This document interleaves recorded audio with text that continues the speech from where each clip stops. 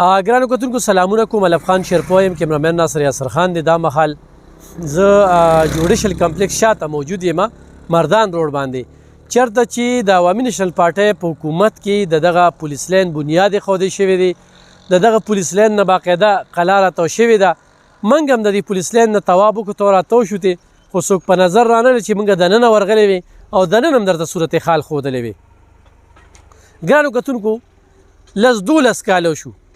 په 12 کاله کې جوډیشل کمپلیکس جوړ شو، د ججانو کورونه جوړ شو، ورسره دا دغه دفتر جوړ شو، پټواریانو چې کوم کمپیوټرایز سیسټم دی او سره جوړ شو، اس پی دفتر جوړ شو، خو پولیس لین جوړ نه شو.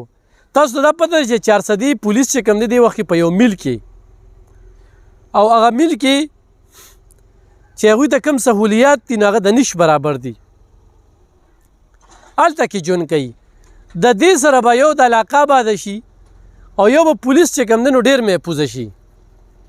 اوس د دې تحقیق پکار دی، دې له فنډنګ شوی دی، دې له هر څه شوي دي، خو دا د لیټوالي او د سسوالي ولې ښکار دی؟ نو دا یو ډېر غټ سوال دی چې دې ضلعي انتظامیه، متعلقه ادارې، ایجنسۍ هغه د دې پوښتنه وکړي. او دې وخت کې د وخت ضرورت دی، څنګه چې آرمي چیف صاحب د بجلی په غلاګانو پسې ډنډه راغستې ده یا د ډالرو په غلاګانو پسې ډنډه راغستې ده، نو په داسې قسمه بلډینګونه چې ولاړ دي، په پېښور کې یو هسپتال دی، د هغې هم 12 کاله شو په حیات آباد کې، چې هغه هم دغه شانتې بند پروت دی او خښتې ورکړي دي. نو دا د 400 یو بوت درته ښیم، بنګله بوت دی، چې دا یو ډېره غټه منصوبه ده، پولیس لین دی د پولیس والا لپاره. او دا ولې د ځنډ کار دی؟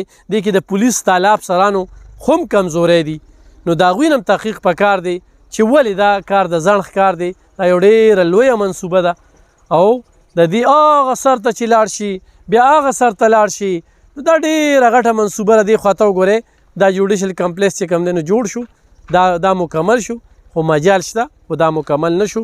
دا یو ډېره د لویې اندېښنې خبره ده او په دې باندې زموږ د ضلعي انتظامي نه، متعلقه منتخب نمایندګانو نه ګیله لرو او د تحقیق اعلی چارواکو ته د تحقیقاتو غوښتنه کوو چې دې تحقیقات وشي، چې دې کې کوم ځای کې بندرباند شوی دی، کوم ځای کې پکې غبن شوی دی او ولې دا دې ته فنډ نه جاري کیږي، څه وجه ده، ټیکهدار دا ولې نه مکمل کوي. نو دا یو ډېر غټ سوال دی چې دې جواب به ورکول وي او زر تر زر دا پولیس لین چې کوم دی نو دا جوړ کړی شي. ډېره مننه.